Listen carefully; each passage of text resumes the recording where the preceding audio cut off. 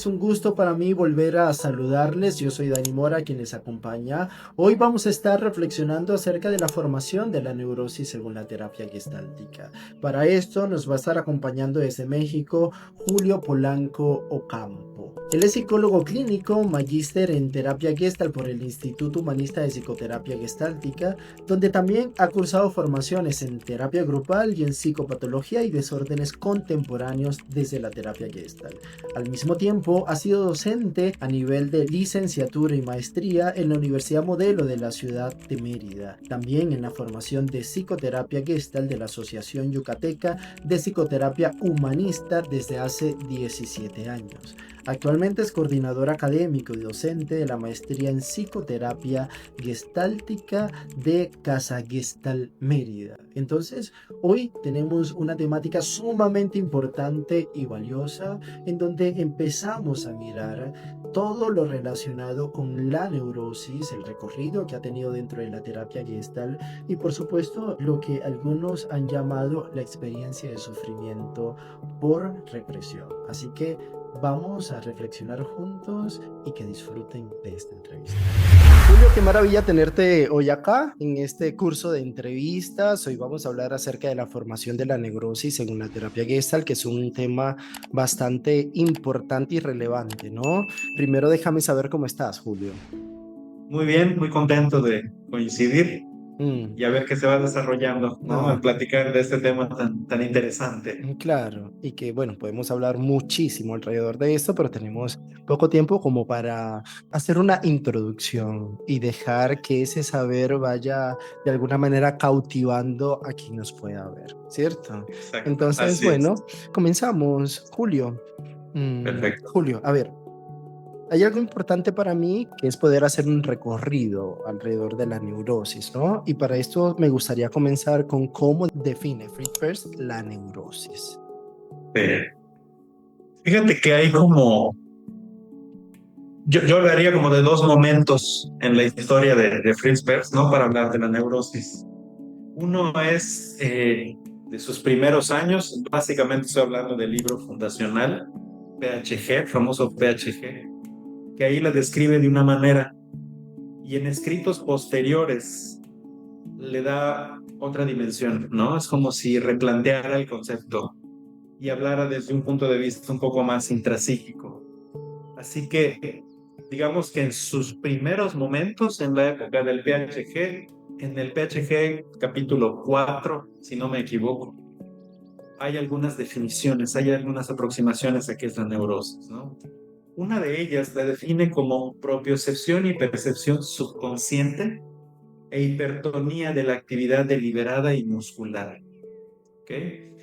Básicamente aquí nos está hablando como de un volumen bajo, ¿no? De un nivel de captación, ¿no? De qué pasa en el entorno y de qué pasa en mí, en el organismo, como si estuviera como ligeramente disminuido, ¿ok? Como una especie de anestesia, ¿ok? Que de hecho hay autores más contemporáneos que hablan de la neurosis como esta anestesia o ausencia, ¿no? ¿Ausencia de qué? Ausencia de los sentidos, el no estar presente con todos los sentidos. Hay otras definiciones que da, hay una que me llama mucho la atención también en el PHG que dice que la experiencia neurótica es autorreguladora, ¿ok? Es decir, cubre una función de regulación cuando la interacción en el entorno invita a la represión, cuando hay una interacción donde el entorno es represor. Entonces, de alguna manera, la neurosis ahí tiene un papel importante, ¿no? Hay otra característica de la que se habla también en la neurosis, en el PHG, donde dice que hay una pérdida de las funciones yo. Recordemos que la función yo, en la teoría del ser, es la encargada de hacer las alienaciones, ¿no? De decir esto sí me sirve y esto no, ¿no? Que sí toma como nutriente del entorno y que rechaza. Pues en la neurosis esta función de alguna manera está afectada porque no hay esta sensibilidad que me permite distinguir mis necesidades. Por lo tanto, dice, se beneficia la fisiología secundaria. Ahorita vamos a hablar, cuando hablemos un poquito del desarrollo de la neurosis, vamos a platicar qué es esta fisiología secundaria o que también le llaman de segundo orden. Años después, de hecho, en libros posteriores al PHG, en particular, me parece que es en el de Testigos de Terapia, eh, creo que fue publicado por ahí del 73, ya después de que él había fallecido. Habla de la neurosis como un síntoma de maduración incompleta, ¿ok? Y básicamente lo que nos dice que la maduración está dada por este tránsito, o sea, ¿qué entiende él por maduración? Básicamente él sostiene, y en muchos escritos aparecen después, que la maduración sería pasar del apoyo ambiental al autoapoyo, ¿no? Algo así como dejar de necesitar o dejar de sostenerse en el apoyo que el entorno ofrece y esta idea que a veces expresaba él como pararse en los propios pies, ¿no? Que tiene, digamos, como sus críticas esta postura. Claro. Me parecen críticas muy válidas, ¿no? Y hay muy buenas razones para ello. Pero podemos decir que son básicamente como dos aproximaciones de la neurosis. Uno que es la neurosis entendida como esta disminución, ¿no? En la percepción y propiocepción, algo así como esta anestesia de la que hablábamos, y la otra es como esta falta de madurez, entendiendo madurez como este movimiento, ¿no? Del apoyo ambiental al autoapoyo. Mm. Serían como las dos grandes visiones que hay de qué es neurosis. Claro, pero en esa segunda, mira que ha sido por lo menos acá en Colombia o en Latinoamérica, creo que en general Sí, es la más popularizada, ¿no? Y eso sí, apunta siempre al tema de la responsabilidad y sí, donde se busca mucho frustrar al paciente, porque en la medida en que se frustra al paciente, se busca que se pare sobre sus propios pies. Entonces hay una mirada muy particular frente a la neurosis de esta segunda, como la nombras, ¿no? Entonces te pregunto, ¿qué críticas pudieras hacerle tú a esta sí, segunda definición, según Fritz? sí. Fíjate, es que muy probablemente en el contexto histórico y cultural donde esta definición surge, Claro. tiene mucho sentido, ¿no? Esta tendencia cultural que había como a homogeneizar Ujú. la forma en la que interactuamos, la forma en la que nos concebimos. Y sí, tal vez en ese contexto cultural era muy válido apoyar la idea del yo, ¿no? Del yo puedo y de alguna manera diferenciarse del entorno. Entonces, hasta ahí parece que culturalmente tenía sentido hablar de esta idea del autoapoyo y no necesitar del otro. Es decir, es como el contexto cultural invitaba a reafirmar la idea del yo, un yo separado o independiente del entorno.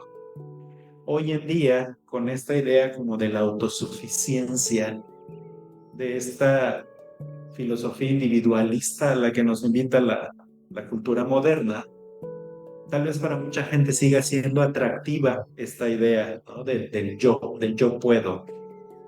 Sin embargo, justo la crítica que se retoma cuando se vuelve a replantear, ¿no? De alguna manera se vuelve a traer al presente las propuestas del PHG, es que lo que buscamos, número uno, no es que la persona se pare sobre sus propios pies, porque hoy en día ya es como muy cuestionable esta idea individualista del yo me basto a mí mismo, sino que incluso aquí tal vez la idea de madurez, si es que hablamos del concepto de madurez, implicaría que la persona aprenda a sostenerse en sí mismo y, subrayando el y, en el entorno.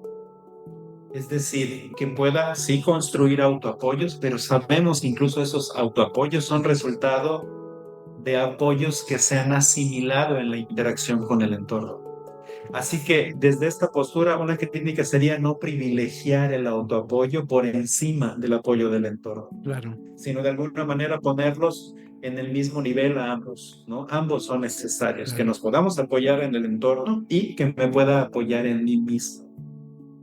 Esa sería como la principal, ¿no? Es como un movimiento de una mirada intrapsíquica, individualista, Ujú. o un movimiento más de una mirada relacional, una mirada de campo. Claro.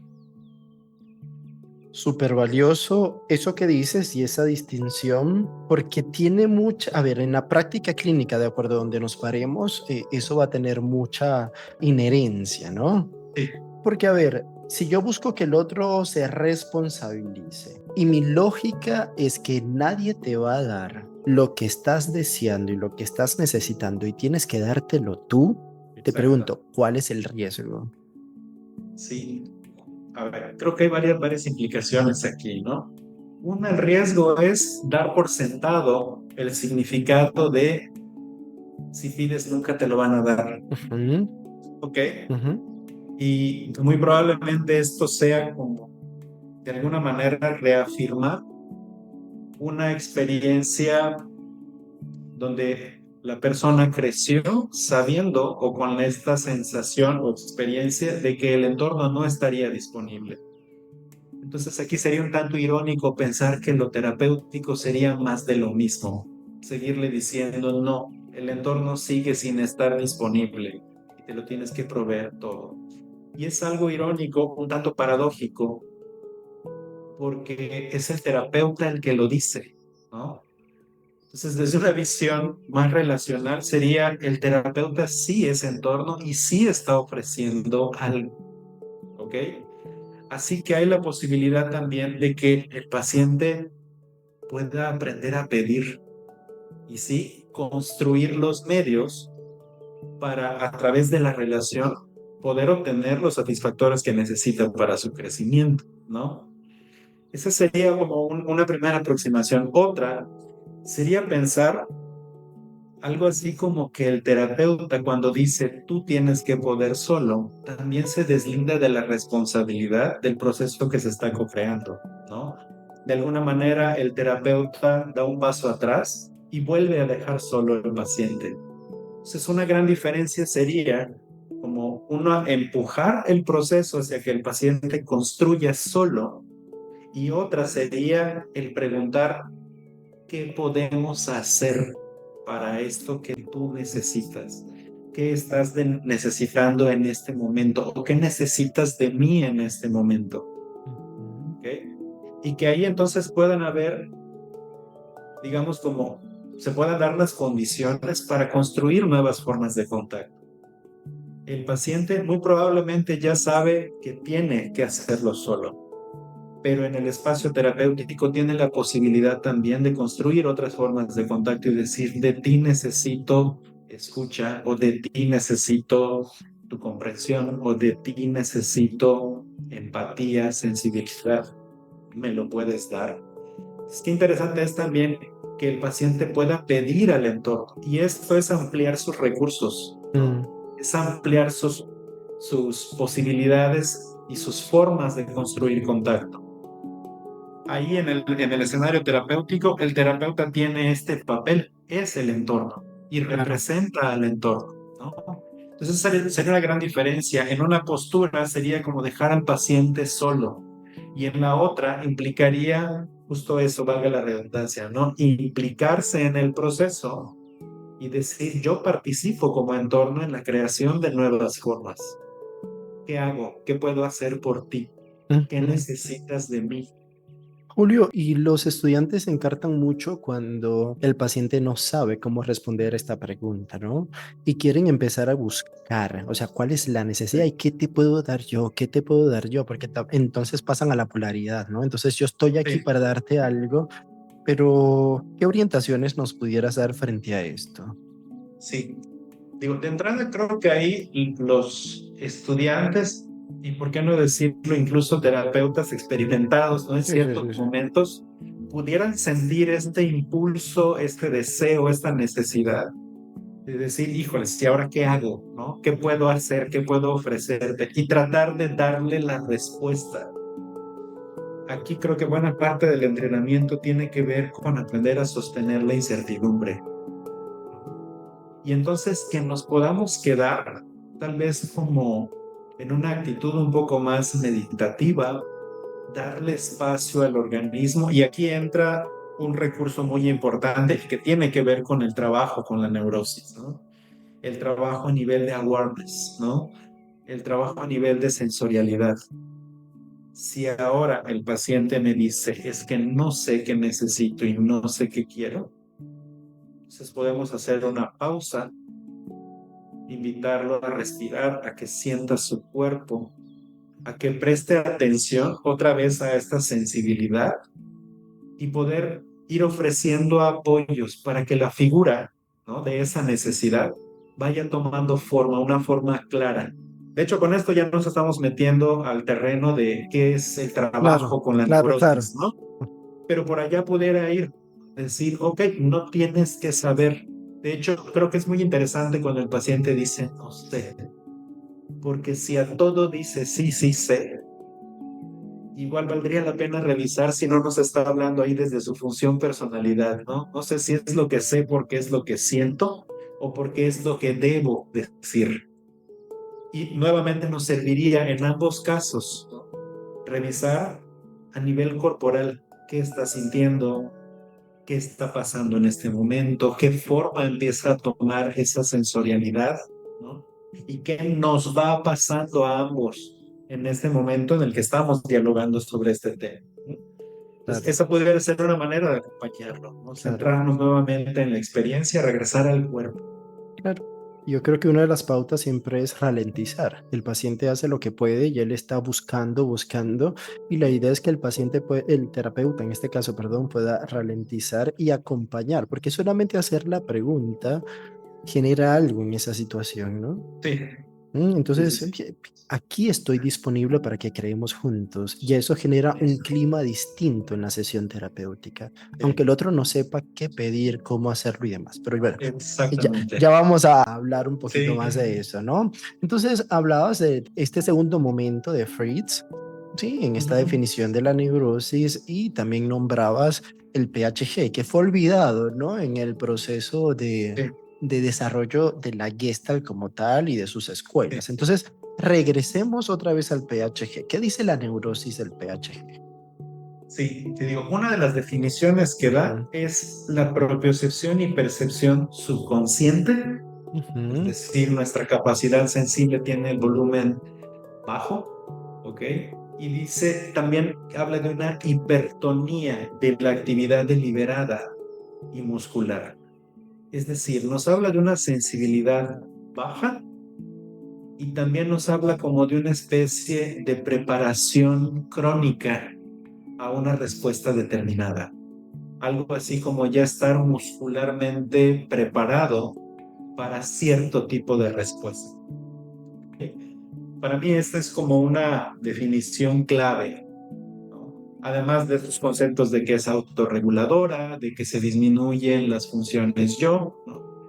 Pero esto me parece clave, el tema de la anestesia. De que cuando me ha tocado acompañar a mis alumnos en el tema de la neurosis, me gusta utilizar una alegoría, ¿no? La alegoría de la formación de un callo. Siempre les cuento una pequeña historia, ¿no? Imagínate una persona, tú mismo, que necesitas cortar un árbol, ¿ok? Agarras un hacha, vas y empiezas a golpear. A través de los golpes, muy probablemente desde el primer golpe, los primeros golpes, sientas que el hacha empieza, pues, por la fricción, por la fuerza, por el golpe, empieza a lastimarte la mano, ¿ok? Al principio te va a generar una pequeña herida, un enrojecimiento, luego se convierte en una ampolla, ¿no? Y es probable que esta ampolla se rompa, ¿no? Cause dolor, hay una herida, pero esta herida también empieza a entrar a un proceso bastante orgánico, que la piel, para poder resistir esta fricción constante, forma un callo, es decir, el grosor de la piel se incrementa considerablemente. Y aquí el callo tiene una doble función, ¿no? Nos prepara para seguirnos manteniendo en esa fricción sin que nos genere dolor, ¿ok? Pero al mismo tiempo, en ese punto donde hay dolor o donde hubo dolor, también disminuye la sensibilidad, ¿ok? Entonces, a manera como metafórica, la neurosis es como este callo emocional, ¿ok? Resultado de una interacción con el entorno donde ha habido dolor, ¿no? Donde ha habido fricción, donde ha habido represión.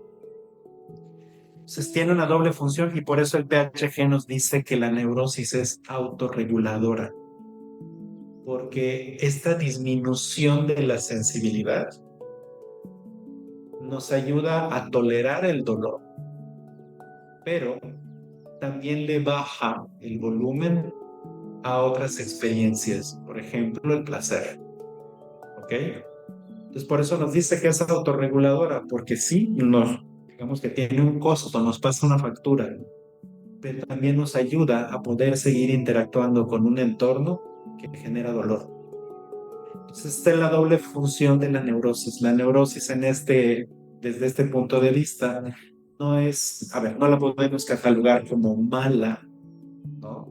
Porque de alguna Claro. manera ese callo nos Ujú, amortigua la ujú. fricción. No la podemos catalogar como buena en términos morales, ¿no? Porque también hay una disminución de nuestro espectro amplio de sensibilidad. Entonces es autorreguladora, cubre una función de protección, ¿no? En ese sentido podemos decir psicológicamente funcional, positiva, ¿no? Tal vez podemos correr un poquito el riesgo de decir es buena porque de alguna forma nos ayuda a poder interactuar con un entorno difícil o doloroso. Entonces, un tanto esta idea de la neurosis como este callo me ha servido para poder explicar esta función que tiene y por qué es importante comprender su desarrollo. Claro. Qué bonito cuando lo nombras porque nos deja ver la gran diferencia, ¿no? Cómo se incluye al entorno y sí, definitivamente sirve como una corregulación que hace el organismo frente a la situación por la cual ha Sí, venido viviendo de forma crónica, quizás, ¿no? sí, Mm. exactamente. Entonces, qué importante mirar eso. Ha sido el mejor ajuste creativo que ha podido hacer, que se convirtió en conservador, pero bueno, Exacto. ya veremos un poco más de eso, ¿no? A ver, Julio, ¿y cómo se forma la neurosis entonces según la terapia Gestalt? La propuesta que tiene el PHG me parece Ujú, interesante. Hablan de una fisiología primera, fisiología de primer orden. ¿Ok? Podemos entender esta fisiología de primer orden como todo este paquete biológico, ¿no? Que tenemos de nacimiento, que tenemos por naturaleza. Esta capacidad de sentir, esta capacidad de interactuar con el entorno a través de nuestros sentidos, ¿no? Esta capacidad de poder leer nuestras sensaciones y de alguna manera comunicarlas al entorno. Si pensamos en un bebé, vemos que está abierto sensorialmente a todos los estímulos que pueda recibir del entorno. Cuando siente hambre o cuando siente dolor, no tiene un lenguaje como tal aún, pero sí hay una forma de comunicar a través del llanto, ¿no? A través de ciertos sonidos, y el entorno aprende a leer estos sonidos, ¿ok? Estas formas de expresión. De tal forma que la fisiología primera, digamos que trae como evidencia este concepto que le llamamos excitación, es decir, un movimiento que nos lleva hacia afuera. El bebé si siente hambre, llora y esto lo comunica a sus cuidadores, ¿ok? Y los cuidadores reaccionan a esto o no, ¿ok? Entonces, de entrada, esta fisiología primera se muestra a través de la excitación. La excitación es este movimiento, llamémosle biológico, que nos garantiza la supervivencia porque a través de él nos movemos hacia el entorno. Es que en el PHG también le llaman como la evidencia de la realidad, la excitación, ¿no? Ahora bien, una vez que hay esta expresión, hay esta comunicación, hay dos posibilidades: que el entorno acude al llamado y se atiende la necesidad. El bebé tiene hambre, llora, sus cuidadores lo escuchan, entienden su llamado y le dan de comer, le dan alimento, y esto permite que esta necesidad, que esta naturaleza primera avisa, puede ser atendida, se va al fondo y permite el crecimiento. Es decir, en ese momento hubo un apoyo del entorno, el entorno acudió. Pero pudiera ser que por mil variables el entorno no acude. Entonces este llamado se frustra. Esta excitación, que es el llamado para el entorno, tiene que buscar qué hacer para poderse metabolizar. ¿Ok? Toda esa agitación, toda esa energía, tiene que hacer algo. Si esta situación tiende a repetirse, empieza a haber una respuesta, llamémosle crónica, una especie de preparación para poder resistir esta excitación que desde la mirada de la terapia gestal, si no es recibida por el entorno, se convierte en ansiedad. ¿Ok? Entonces tenemos que hacer algo con esta ansiedad. Probablemente la reacción del bebé sea empezar a chuparse el dedo, ¿no? Empezar a morderse, o incluso aprende de alguna forma a autoconquistarse, ¿no? En algunas prácticas culturales, eh, digo, no sé en otros lugares en Latinoamérica, ¿no? Pero aquí en México era muy común esta narrativa de las abuelitas, ¿no? De déjalo llorar un poco, ¿ok? Una de dos, o para que fortalezca, ¿no? Sus pulmones, esta era como parte de la narrativa, o para que aprenda también cómo a esperar, ¿ok? Aprenda que no de inmediato se le va a dar de comer, para que no se haga dependiente de los cuidadores, de la mamá, etcétera. Entonces, ¿qué es lo que sucede? Al no tener esta respuesta del entorno, y esto se sostiene de manera constante, algo tiene que hacer el organismo con esta ansiedad, ¿ok? Y ahí es donde entran una serie de recursos, como por ejemplo la represión. Es decir, para poder gestionar esa ansiedad, tenemos que echar mano de la represión como recurso psicológico y físico. ¿Esto qué es? Empezar a tensarse, ¿no? Empezar a tener una respuesta orgánica que tiende a bajarle el volumen a esa ansiedad a través de la tensión muscular, a través de limitar la respiración. Entonces, si esta situación de carencia o incluso de peligro, ¿ok? Se mantiene, el organismo aprende a bajarle el volumen a la sensación, ¿ok? Y a esto es a lo que le empezamos a llamar situación crónica de baja intensidad. Es una situación crónica porque es una dinámica con el entorno que se mantiene a través del tiempo. Y es de baja intensidad, no porque la experiencia en sí misma sea de baja intensidad, sino porque el organismo tiene que bajarle el volumen para poderla atravesar, para poderla sostener. Entonces, esta situación crónica de baja intensidad se vuelve una respuesta habitual, ¿ok? Donde el organismo empieza a desarrollar para poder sobrevivir y para poder tolerar la soledad, el dolor o el peligro, le tiene que bajar el volumen. Y ahí empieza esta experiencia de desensibilización, esta experiencia que le podemos llamar de anestesia, o empezamos a vivir esta ausencia, ¿no? De nuestros sentidos. Al paso del tiempo, se vuelve ya una respuesta automática, una respuesta deliberada. Por eso nos hablaba la definición que nos da el PHG como esta disminución de la percepción y de la propiocepción.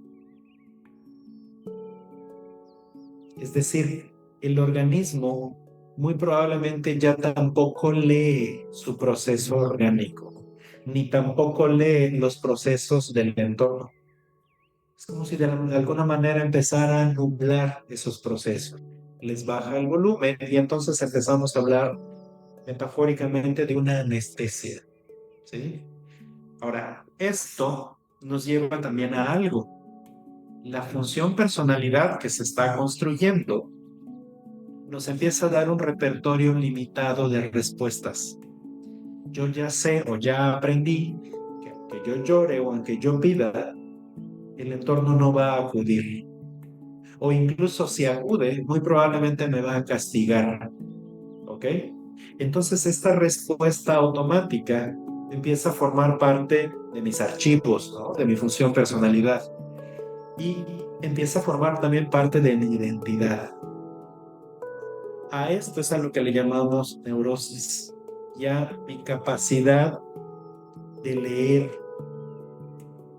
las Claro. señales de mi mismo organismo y las del entorno están disminuidas. Es decir, esa naturaleza de primer orden queda de alguna manera anestesiada en segundo plano. Y ya hay una respuesta crónica, automática, psicológica y muscular. Y a eso se le llama naturaleza de segundo orden o naturaleza segunda. ¿Ok? Donde ya hay como un repertorio más o menos fijo y reducido de respuestas. Entonces yo ya sé que aunque yo necesite, aunque yo llore, aunque yo pida, el entorno me va a decir no o incluso tal vez me va a castigar. Y entonces yo ya tengo esa respuesta. Por eso la crítica a esta idea de pasar del apoyo ambiental al autoapoyo, porque de alguna manera es reafirmar justo lo que dio la pauta para la formación de la neurosis. Decirle al organismo, tú estás solo Totalmente. y debes poder solo, ve cómo le haces, solo depende de ti. Ese sería, digamos, como a grandes rasgos el proceso de Claro, formación de la neurosis. claro. Interesante. He anotado varias cosas. Una, ¿qué pasa entonces con la espontaneidad y la creatividad? Claro, claro. Se dan Ya lo cuenta. dijiste, ¿no? Sí, Pero sí, me sí, parece claro. importante porque Disminuye. es hacia donde se apunta en la terapia Gestalt, ¿no? Y es justamente por esto, ¿no? Son dos criterios bastante importantes, espontaneidad y Sí. creatividad. Por eso la parte terapéutica va en sentido opuesto, ¿no? A todo lo que está en automático, Ujú, nos invita como a ponerle pausa, ¿no? Nos invita como a ir despacio para salir de lo automático, ¿no? Que tiene que ver con estas respuestas que ya están crónicas, ¿no? Y que tienen que ver con este repertorio disminuido de respuestas, ujú. porque además no hay esta espontaneidad, no hay esta sensibilidad, no hay este dato estético, está anestesiado. Total. Entonces nos vamos hacia el otro lado, pedimos que haya pausa, que disminuya el ritmo para que podamos regresar al cuerpo.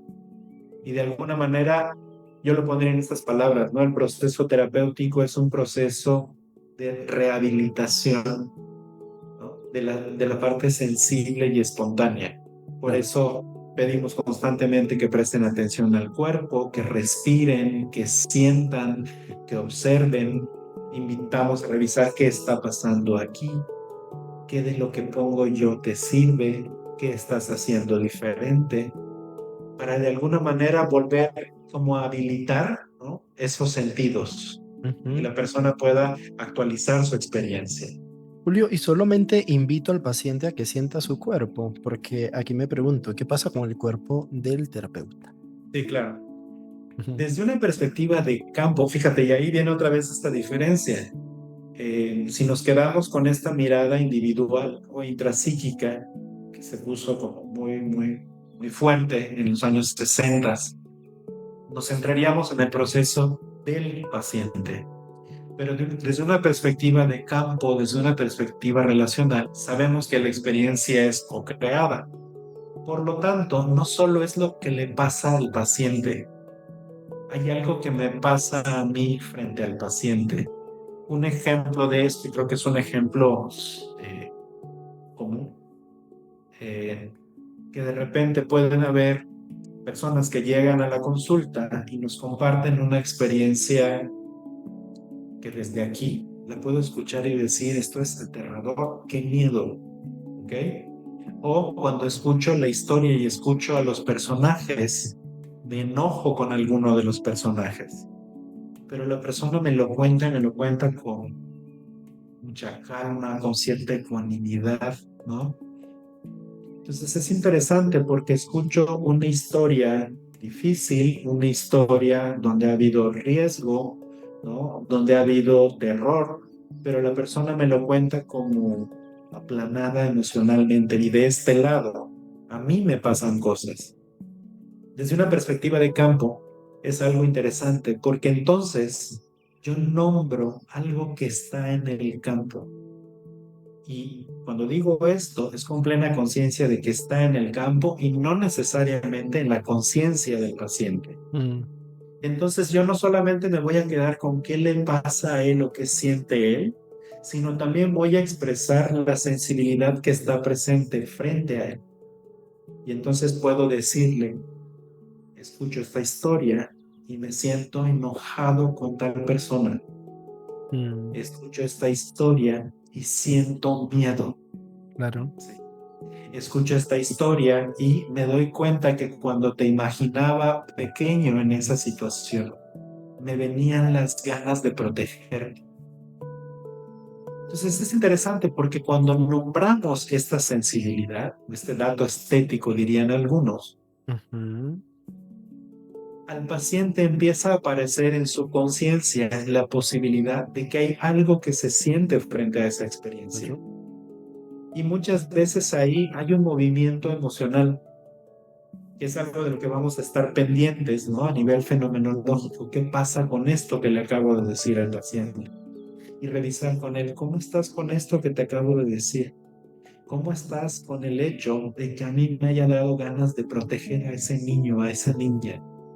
¿Cómo estás cuando te digo que me enojé con esta persona que te lastimó? ¿Ok?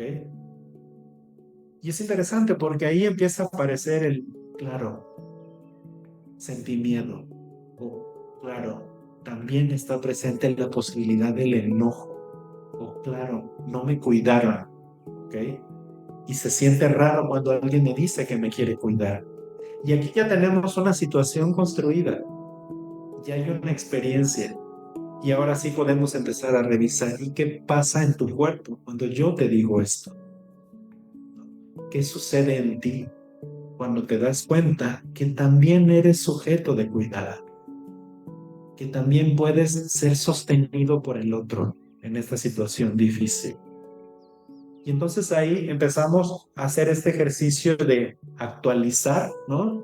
La función personalidad, de actualizar la capacidad sensible, la función ello, y la persona puede entonces ir ampliando otro rango de respuestas. Incluso algo que vamos a observar es cómo responde frente a eso en el aquí y ahora de la sesión.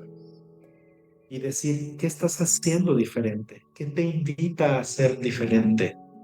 Claro. Y ahí está el proceso terapéutico, ¿no? Qué lindo, Julio. Me encanta. Podemos hablar entonces de que la neurosis nos lleva a la repetición, Julio. Sí, Mm, sí. Pudiéramos hablar como en dos sentidos. Uno, a bajarle el volumen a la sensibilidad, ujú, ¿no? A la anestesia. Y hay dos conceptos por ahí que me acabo de acordar, es que utilizan algunos autores. Me gusta cómo suenan porque creo que incluyen ambas cosas que acabas de mencionar, ¿no? La estética y la poética. La neurosis va en, digamos, en sentido opuesto a la estética y a la poética. ¿Y qué entendemos por estética? La capacidad sensible. ¿Y qué entendemos por poética? La capacidad creadora. Entonces, la neurosis es una disminución de la sensibilidad y también de la creatividad, porque entonces queda en un rango reducido de respuestas, algo así como tener un paquete de respuestas ya prefabricadas que me sirven para diferentes situaciones. Digamos que a grandes rasgos, eso sería la neurosis, la disminución de la sensibilidad y la reducción de formas de interacción, la reducción de nuestra capacidad creadora, porque ahora solo utilizo un repertorio mucho más reducido, ¿no? Y estereotipado. mm. Bien, interesantísimo, Julio. toda esta mirada, ¿no? Y acá he anotado el tema de la excitación como un proceso natural que me ayuda incluso a sobrevivir, pero cuando no es atendida por el entorno pasa a ser una ansiedad, ¿cierto? Sí, Y una ansiedad sí, que resulta tan insoportable que necesito ir inhibiendo cada vez más para llegar a la represión, que sí, se convierte en este acto tan repetitivo de la fisiología secundaria, ¿no? exactamente. Mm. ¿Cuánto tiempo no hemos estado allí, no? Exacto. Bien. Sí, sí, sí, sí. Sí, y es curioso, ¿no? Es como hablar de esto también es hablar en buena medida de la historia de nuestra cultura, Claro. que invita a desensibilizarse, que invita a, debes hacerte cargo tú solo, no debes necesitar esta mirada individualista, ¿no? Esta mirada de la autosuficiencia.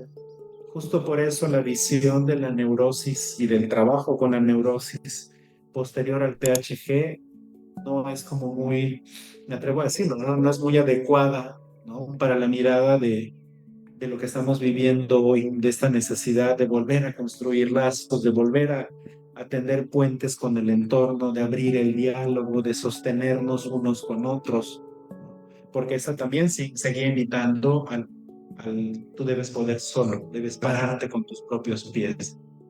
Y un tema muy cultural asociado al cuerpo, ¿no? O sea, el Sí, cuerpo como esa carne que nos lleva a las pulsiones y a los deseos, donde no tenemos que confiar en el cuerpo, ¿no? sí, sí. No podemos dejar de ver como todo este trasfondo judeocristiano de esta narrativa, ¿no? El cuerpo como origen de sentimientos pecaminosos, ¿no? Eso. Como fuente del pecado, como fuente Ujú, del mal, y habría que eliminarlo, ¿no? ujú, Habría que alejarnos un tanto de ello. Y si a eso además le unimos como esta filosofía capitalista, ¿no? Donde no nos debemos cansar, donde sentirnos tristes, pues no facilita el proceso de producción. Entonces tenemos ahí como toda una narrativa bastante amplia y bastante compleja de por qué nos deberíamos escindir del claro, cuerpo. Y eso es la neurosis, ¿no? claro, Es una desconexión del cuerpo. claro. El cuerpo es el callo total. Ya no es el Exacto. callito, el cuerpo Exacto. es el callo. Sí, y entonces de esa manera estamos, es como pensar un cuerpo que está cubierto, ¿no? Por una piel muy gruesa. Entonces sí, ya no leo, ya no registro, ya no siento qué pasa afuera. Ujú, E claro, incluso me cuesta trabajo identificar qué pasa adentro de mí. ujú, claro. ¿Qué pasa entonces con las necesidades en la neurosis? Sí, claro. O sea, obviamente es difícil leerlas, es difícil identificarlas. Y entonces es mucho más fácil caer en las compulsiones, ¿no? La cultura me dice que necesito tal o cual cosa para estar bien, para ser feliz. Y entonces, si ni siquiera puedo leer mis propias necesidades, pues sí, o sea, tiene sentido que alguien me diga qué necesito. Y entonces hago esto que me dicen que necesito. Por eso hay tanta, ¿cómo llamarle, no? Como pseudo necesidad. Claro. ¿Tú haces alguna diferencia entre necesidad y deseo? Sí, creo que es interesante, ¿no? Habría que revisar un poco más los conceptos, pero creo que en ambos casos valdría la pena hacer una revisión de ¿qué tanto podemos hablar de una necesidad o de un deseo puros, Ujú, sin que haya estado como mediado por la narrativa cultural? Entonces es claro. interesante, ¿no? De repente revisar, bueno, ¿cómo sabes que eso que quieres es lo que necesitas? ¿A cómo llegaste a la conclusión? Y otra vez regresamos al cuerpo, a volver a revisar mi deseo o mi necesidad, ¿no? Fíjate que en el PHG utilizan un concepto que a mí me gusta mucho, porque creo que de alguna manera trasciende un poco esta diferencia entre deseo y necesidad. Utilizan la palabra apetito, ¿ok? ¿Qué me apetece? Que incluso es válido si no obedece, entre comillas, a una necesidad, pero Claro. ¿qué me apetece? Y parte de lo que revisaríamos ahí es, ¿qué sientes? ¿Cómo sabes que eso te apetece? Ujú, ¿Cómo sabes que eso quieres o que eso necesitas? ¿Cómo llegas a la conclusión? ¿No? Interesante. Sí, es Julio, un camino ahora, interesante. sí, sí, sí, muchos caminos se abren solamente hablando de esto, ¿no? Ahora bien, sabemos entonces que hay un retraso del ajuste creativo, ¿no? Por esto que venimos hablando de la repetición. Y se inicia la constitución o la formación de la neurosis a través de la situación de peligro y la situación de frustración, que son dos Sí, situaciones bastante importantes sobre las cuales tendríamos que hablar. ¿Podrías contextualizarnos un poco acerca de estas? sí. Cuando hablamos de la situación de peligro, ¿no? Es interesante porque estamos hablando de dos momentos, ¿no? O de dos posibilidades, peligro o frustración. Por frustración que vamos a entender, el entorno no me da lo que necesito, ¿ok? Y cuando hablamos de peligro, estamos diciendo que el entorno representa una amenaza para la integridad. Entonces, en la formación de la neurosis pudiera ser solo la frustración, solo el peligro, o pudieran ser ambas, ¿ok? Entonces, de alguna manera, la neurosis es una respuesta, inicialmente es una respuesta creativa, es un ajuste creativo frente a las situaciones repetitivas de frustración o de amenaza, ¿no? Que incluso pudieran venir juntas. Entonces, lo pondría de esa manera. La neurosis es precisamente al inicio un ajuste creativo frente a la situación de frustración o de amenaza. Algo que hay que tener en cuenta es que no hay manera de evitarlo, ¿ok? Porque sin ponerle como el significado de que el entorno es malintencionado, ¿no? O es negligente. Simplemente podemos pensarlo también desde la lógica de que el entorno no siempre puede estar disponible para atender las necesidades. Por lo tanto, la situación de frustración o incluso de peligro forman parte del día a día, ¿no? Forman parte de una dinámica común, de tal forma que todos, todas, sin excepción, nos enfrentamos a esas posibilidades y tenemos que aprender a responder frente a ellas. En ese sentido, por ponerlo así, como una dosis de neurosis es necesaria para sobrevivir, ¿no?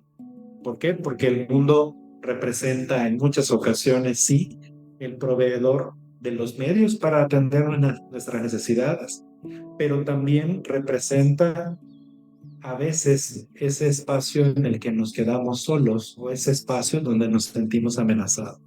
Claro. Y esto nos lleva, por supuesto, a las reacciones ante esas que son las reacciones infranormales y las supranormales, ¿no? Sí, ¿De qué se tratan estas? creo que ahí hay algo interesante, ¿no? El cómo se conceptualiza el infranormal, ¿no? Creo que hoy en día, ¿no? El infra o el supra, ¿no? Porque de alguna manera sería a partir de que hay una forma y no la hay.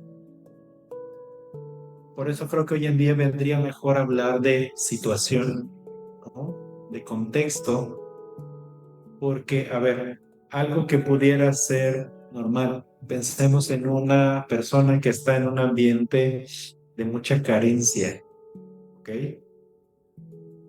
Y donde ciertos comportamientos, vamos a ver, estoy pensando en una población en particular, ¿no? Aquí en México, eh, veía un documental en una ocasión de los niños que viven, las familias que viven abajo de los puentes en muchas ciudades de nuestro país, que obviamente pues hay muchísima precariedad de recursos. A veces no tienen lo necesario para lo más básico, para comer. Entonces, ahí el consumir ciertas sustancias que son accesibles, que son económicas, que les permiten no sentir hambre, ahí en ese contexto, en esa situación particular, es una respuesta creativa. Sé que esto desde un punto de vista moral, podemos decir que no es lo adecuado. Incluso desde esta reflexión muchas veces privilegiada de qué es la salud mental, ¿no? Totalmente. Podemos decir que no es lo adecuado, no es lo normal, ¿ok? Pero lo normal para quién? Porque personas que viven en esta condición, y esto solo es por poner un ejemplo, porque hay muchísimos, ¿no? pero las personas que viven en esta situación es la mejor forma disponible que tienen para responder. Por lo tanto, desde ahí es una respuesta, podemos llamarle normal, yo le llamaría una respuesta adaptativa, contextualizada totalmente, ¿no? Porque tendría que haber como un parámetro externo, pero cada vez que nos vamos a un parámetro externo, corremos el riesgo de dejar fuera a todos aquellos que no cumplen con ciertas condiciones. Por lo tanto, yo hablaría más de lo situacional y de lo contextual, más que hablar de una respuesta infranormal, ¿no? O supranormal. Listo. Y bueno, por supuesto, tendríamos que hablar de dos asuntos. Uno, ¿cuál sería la belleza de la neurosis? Es decir, ¿qué nos quiere mostrar la neurosis? ¿Cuál es el mensaje? Sabemos que cada caso es particular, ¿cierto? Pero en Sí, líneas generales. Y por supuesto, ¿qué buscamos? Trabajar en estas experiencias. ¿Y sí, cómo lo hacemos? sí. Ahorita que hablabas de la belleza de la neurosis, hay una frase por ahí de Karl Jaspers que dice, cuando admiramos la belleza de una perla, nunca debemos olvidar que su origen es la enfermedad de la almeja, ¿ok? Es una almeja cuando se cuela un granito de arena, lo vive como una amenaza. Y entonces, ¿qué es lo que tiene que hacer frente a esta amenaza? Ir poniéndole capas de ciertos fluidos a este granito de arena. Y para protegerse le va poniendo capa tras capa tras capa. Bien, ese granito de arena llega a tener un tamaño considerable después de todas estas capas protectoras que la almeja le pone. Y eso es lo que conocemos como una perla, ¿no? Y tiene una belleza y tiene un valor, ¿no? Tiene algo ahí que nos intriga o que nos llama la atención. Entonces me gusta mucho esta frase porque justo nos habla del papel que tiene la neurosis en el ser humano. Tiene una función protectora. ¿Y dónde está la belleza? En esa forma única que construye, ¿no? Cada vez que nos encontramos con formas neuróticas, estamos viendo formas especializadas Mm. para sobrevivir, ¿ok? Qué bonito, Julio, y te detengo allí porque es muy fácil Sí, pasar a juzgar al sí, paciente. Mira lo que sí, repites, hasta cuándo vas a hacer lo mismo, qué tal exacto. sí, qué tal si aquello, y lo vemos como un obstáculo, ¿no? Y en Sí, efecto, lo es, sí, ¿sí? exactamente. Pero la forma de intervenir de nosotros es totalmente distinta. Sí. Entonces, algo que vamos a hacer primero que nada es rescatar la función que ha tenido. Es decir, vamos a ir rescatando, señalando la función vital, el intento, y esto creo que es muy importante, ¿no? Mirar que detrás de todo, de toda neurosis, hay una intencionalidad, ¿no? Hay un movimiento hacia el entorno. Así que incluso detrás de esa forma repetida, detrás de esta forma estereotipada, y que sí, efectivamente, causa dolor, causa sufrimiento, pero también hay un intento vital, hay un intento de ir hacia el mundo, hay un intento de sobrevivir, hay un intento de rescatar la integridad propia, un intento de rescatar la dignidad, ¿no? Entonces vale mucho que el terapeuta lo tenga presente y no vea la neurosis como un enemigo contra el que hay que luchar, sino como un fenómeno que hay que comprender y abrazar, ¿no? Porque la neurosis es un intento vital, es un intento de sobrevivir, es un intento de quedarse en el mundo, de no romper el diálogo, ¿ok? Así que cada vez que vemos la neurosis podemos pensar en esta frase de Jaspers, ¿no? Estamos viendo una perla, ¿ok? Tiene su belleza, sí, tiene una historia difícil, una historia de sufrimiento, de amenaza o de carencia, pero también es una forma, como decía, una forma especializada de quedarse en un mundo difícil. Y eso vale la pena ver. Así que la terapéutica tiene que ver con el reconocer ese intento, de llegar a los otros, ese intento de mantenerse a salvo, de mantenerse vivo, ese intento de conservar la dignidad, ¿no? Y sí, digamos que esto es una manera como de, justo de devolverle dignidad a este intento. Y parte también del proceso es, muy bien, pero ahora con estas formas fijas, ¿qué otro podemos hacer? ¿Qué otras respuestas se pueden construir? Entonces el objetivo aquí es interesante. El objetivo en la neurosis no es como tal eliminarla, ¿no? No es, a ver, si lo miramos como desde el modelo médico, no buscamos quitarla como si fuera una enfermedad, ¿ok? Sino que buscamos contextualizarla. Es decir, no dejemos de ver que en la neurosis hay una serie de recursos hiperespecializados. Por lo tanto, pensar en esta idea del modelo médico que hay que quitarla sería, digo, es imposible, pero sería como arrebatarle una serie de recursos a la persona que sí que le han funcionado para sobrevivir. ¿Ok? Y esto, desde esta lógica, sería peligroso pensar en quitarle estos recursos que sí le han funcionado para sobrevivir. Entonces, lo que buscamos aquí con la neurosis no es eliminarla, sino flexibilizarla y ampliar recursos.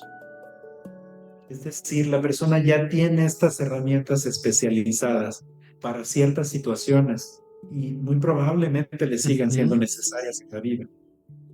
Ahora lo que vamos a buscar es la construcción de nuevas respuestas para Claro, que tenga más herramientas para una amplitud muchísimo mayor de situaciones en las que puede responder creativamente, ¿no? Como decía hace rato, poéticamente, es claro. decir, con más posibilidades creadoras. Claro, y para esto creo que es necesario que ese paciente y que ambos juntos en la sesión podamos ver el entorno como un mundo de posibilidades, porque ese mundo desapareció por todo lo que hablamos anteriormente, ¿no? Sí, exactamente. Entonces, hacia ahí nos movemos. Importante. Y cuando el paciente dice no creo que pueda, porque es un discurso muy de la función personalidad en la neurosis, ¿no? No Sí, puedo, no puedo, no creo que pueda, y si me equivoco, y si de pronto, ¿a dónde apuntamos allí? sí, es interesante porque, a ver, puedo estar en un lugar que me es habitual, que me es común, y decir no puedo. Y muy probablemente ahí tenga sentido este no puedo. Pero si voy con un terapeuta, le digo que tengo una dificultad, ¿no? Y le digo que no puedo, valdría la pena revisar justo la intencionalidad, ¿no? ¿Cómo es que vienes si se lo dices a un terapeuta, ¿no? Me pregunto si cuando esto se lo dices a un terapeuta, no es que haya una posibilidad, por pequeña que sea, de que haya la esperanza de que lo puedas hacer diferente bajo ciertas circunstancias. Porque si no, me llama la atención cómo es que a un terapeuta le dices no puedo. O sea, buscas a un terapeuta para decirle que no puedes. ¿Por qué a un terapeuta, no? Entonces vamos a revisar si lo traes a terapia. Me pregunto qué me estás queriendo decir cuando dices no puedo. Cuando dices no puedo, me estás diciendo ayúdame a mirar las posibilidades, ayúdame a creer que puedo, ¿no? Ayúdame a revisar cuáles son mis recursos para que yo enfrente esta situación. O sé ese entorno que me dice confío en ti. ¿Me explico? Sí que un camino sería revisar la intencionalidad. ¿Qué hay detrás de Claro. que una persona vaya y le diga al terapeuta no puedo? ¿Qué él está queriendo decir con esto? ¿Sí? Ujú. Julio, para mí son importantes esta serie de videos porque, a ver, comenzando con la neurosis, es importante tener un background necesario para el proceso clínico que hacemos en el acompañamiento y entender las diversas experiencias, dimensiones, campos patológicos, como queramos llamarlo, ¿no? Porque también Sí, podemos a veces correr el riesgo de neurotizar a todos los pacientes. ¿sí? sí, sí, sí, sí, Que ha sido algo muy común en la terapia Gestalt de otras escuelas, sin criticar, simplemente sí, como sí, sí, para sí, nombrarlo. Y por eso es importante para mí dar a conocer todo esto, porque, por supuesto, el acompañamiento va a ser distinto con cada una de estas experiencias cuando hablamos desde sí, lo teórico y por supuesto mucho más distinto cuando hablamos de la experiencia en el consultorio, que no estamos pensando en la lógica del trastorno, por así decirlo, que lo pudiéramos ujú, llamar experiencia de sufrimiento o dimensión, sino que es particular. Yo acompaño el sufrimiento en la sesión, pero sí en lo formativo me sirve, ¿no? sí, Entonces, nada, quería cerrar con esto y preguntarte, o más bien invitarte a que nos hagas reflexionar sobre esto de la neurosis y los campos patológicos, por así sí, decirlo. sí. Hay propuestas y creo que lo importante aquí es actualizar como la idea que se tiene de la terapia gestal. Ujú, Latinoamérica, aquí en México es muy, muy visible esto. Se piensa en la gestal, se piensa justo en la gestal de los 60, ¿no? Y hay este discurso de no se trabaja con patologías, no hay diagnóstico, ¿no? No hay una teoría del desarrollo. Y hoy sabemos que sí hay propuestas. Entonces, de entrada, yo diría, los terapeutas gestal nos tendríamos que actualizar y conocer que hay estas otras experiencias. Número uno. Número dos, el objetivo es acompañar, yo lo pondría de esta manera, el objetivo es acompañar una experiencia, ¿ok? Y cuando hablo de una experiencia, bien pudiera ser que lo que nos están trayendo es una experiencia que embona muy bien con todos estos conceptos de los que ya hablamos y le podemos llamar neurosis. Pero fuera del espacio formativo, yo a lo que invitaría a los terapeutas es a decir, deja tu teoría de fondo, cuando la necesites va a estar ahí, va a funcionar. Por hoy acompaña esta experiencia, totalmente. ¿ok? Una experiencia acompaña a esta persona que tienes enfrente.